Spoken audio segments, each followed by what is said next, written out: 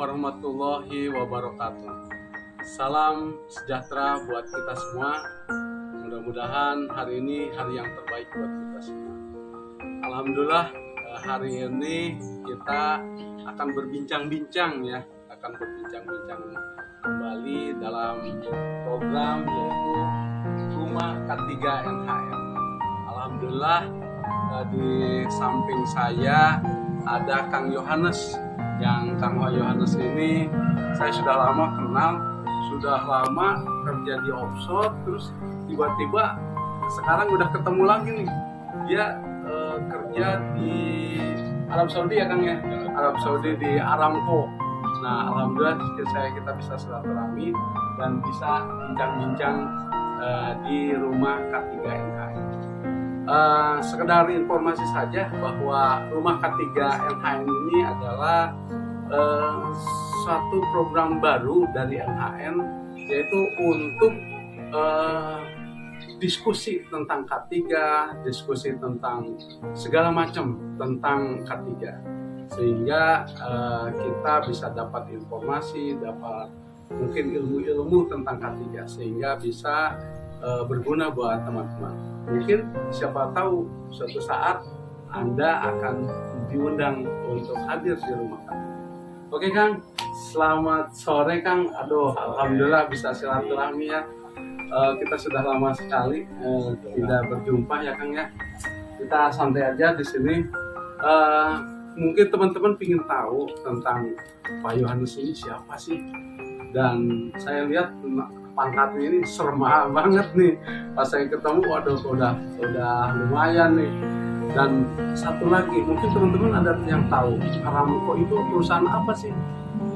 Dia sekarang bekerja di Aramco di Saudi Arabia, dan mungkin teman-teman akan bisa mengikuti seperti beliau.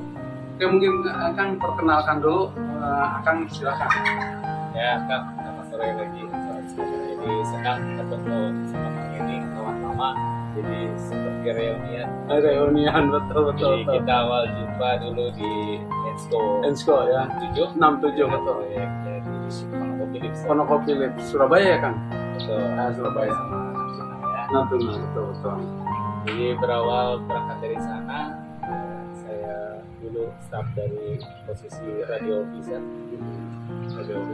terus saya kembali ke sekolah lagi, dan ada sekolah AND 3 untuk perwira kelas 3. Oh, di Jakarta ya? Iya, di Jakarta. Di BP3IP.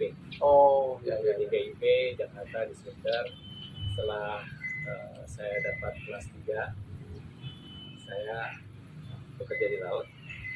Jadi second officer, second officer. Tapi saya terus bergabung di dunia offshore. Dunia offshore di ya. Jack-up Bars. Di Jack-up Bars yang ada kakinya khusus buat boran drilling oil and gas. Oh, oil and gas.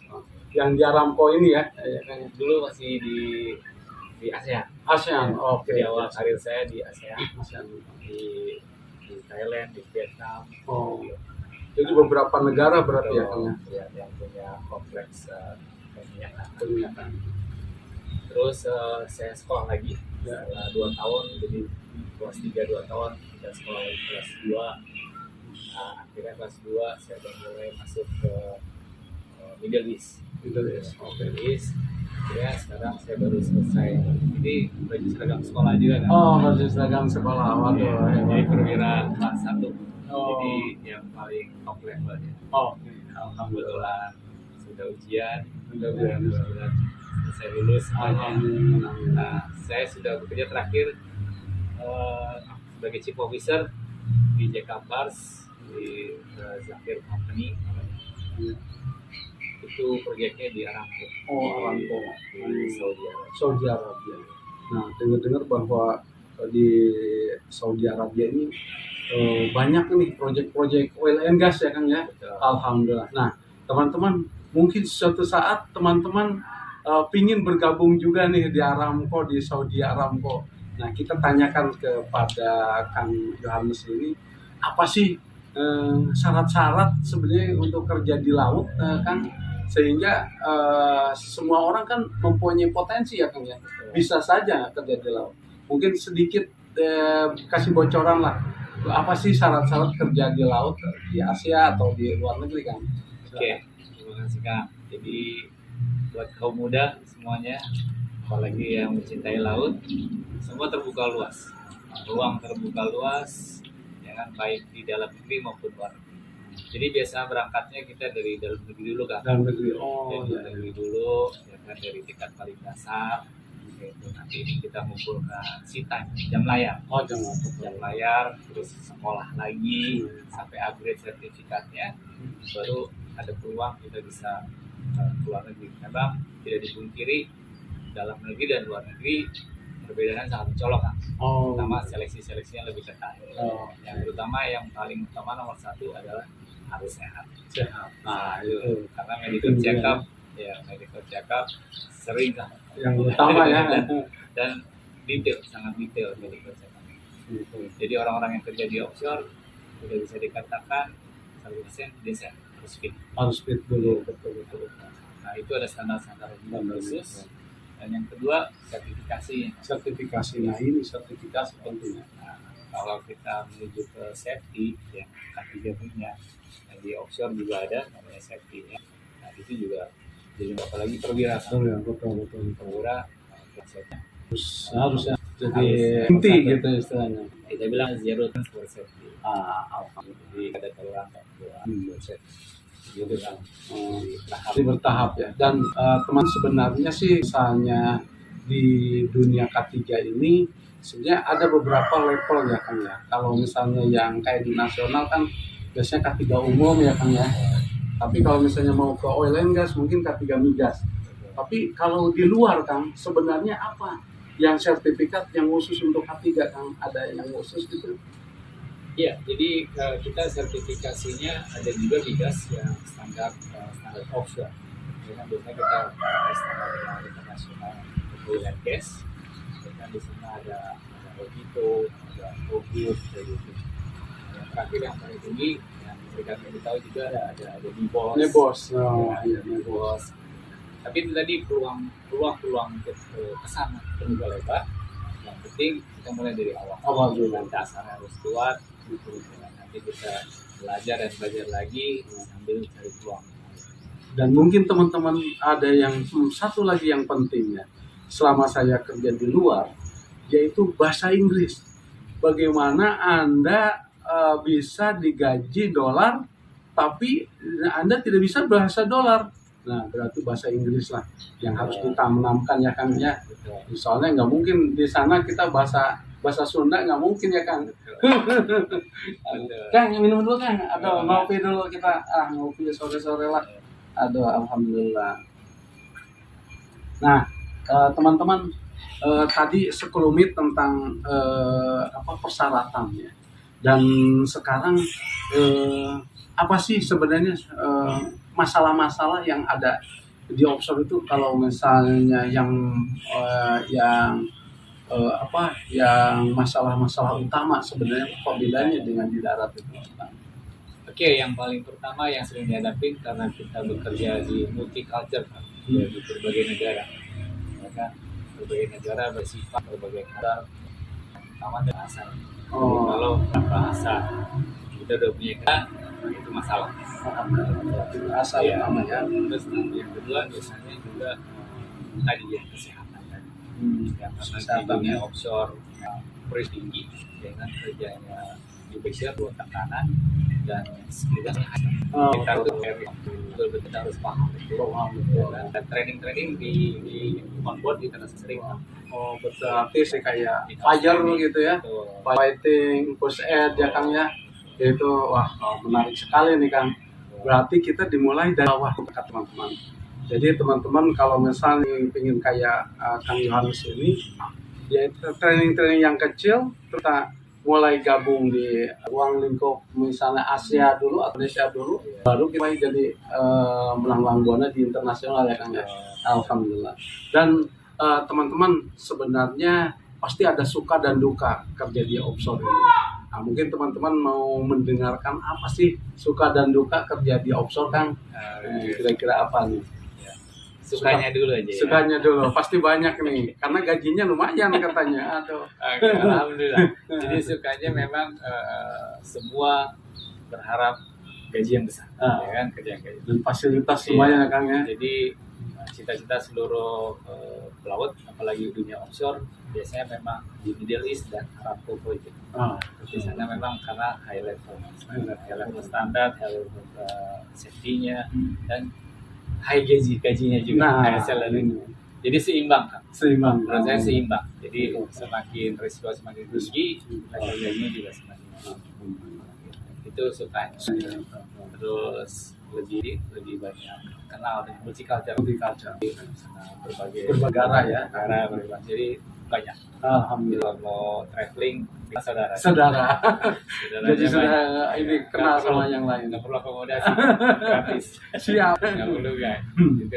Terus dukanya lebih banyak kan? Dukanya. Karena dibayar gaji mahal, resikonya kita bertugas sama keluarga. Itu. Ya, siap ya. Bisa dibayangin kalau anak sakit kita lagi di laut, ya kan? Terus anak lagi ujian kita nggak bisa ngawasi. Ya. Itu resiko. Terus yang banyak juga kemungkinan paling besar adalah accident. Karena di laut ya Kang ya, remote area ya. Resikonya sangat mungkin sekali kalau kita tidak. Tapi tetap kan sebenarnya di offshore juga kita komunikasi sama keluarga bisa ya Kang ternyata ya. Bisa. Jadi teman-teman jangan khawatir, di offshore itu kita masih bisa komunikasi. Sekarang apalagi bisa video call ya Kang ya. Alhamdulillah. Tapi boleh saya catatan Kang, ya. ada di proyek tertentu yang tidak dibolehkan. Tidak dibolehkan. Tapi tetap difasilitasi, cuma dibatasi. Okay. Hanya mungkin teman-teman satu hal lagi yang walaupun kita misalnya jangan lepas hope. Jadi kita jangan terlalu merendah bahwa semua orang bisa mempunyai peluang. Semua orang bisa mempunyai peluang. Bagaimana? Yang utama adalah networking ya Kang ya. Networking itu penting. Ini Kang Yohanes telah membuktikan dari awal, dari istilahnya dari dasar dia mulai naik.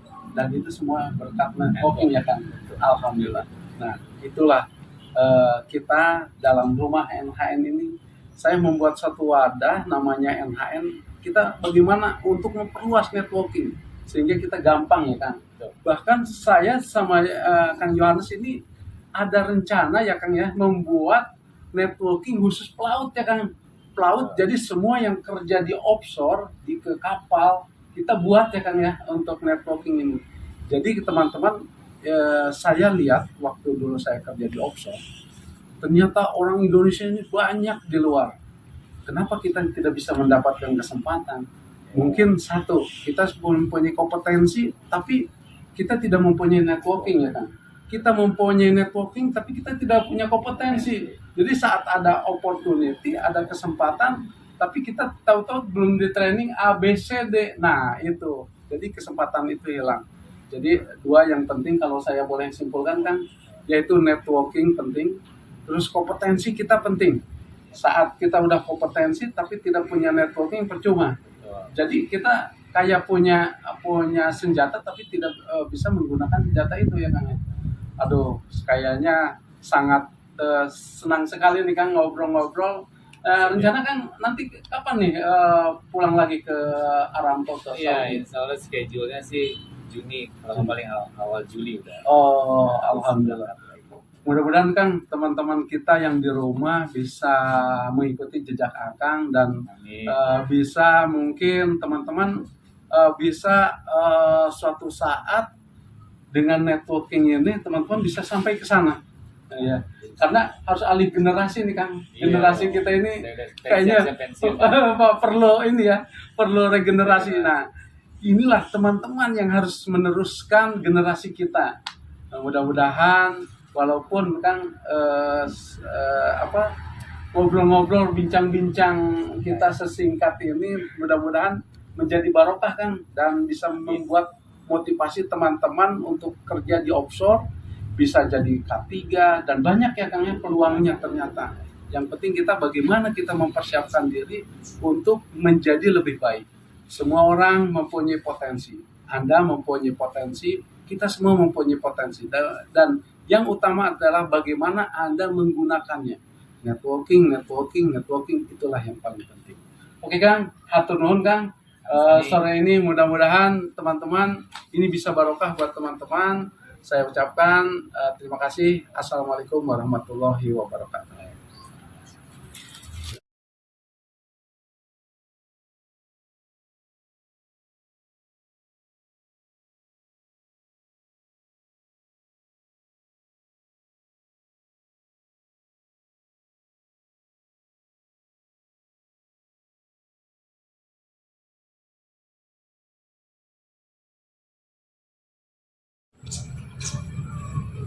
Berikutnya kami bakal mengusung seni milik pria bernama Wizard di tengah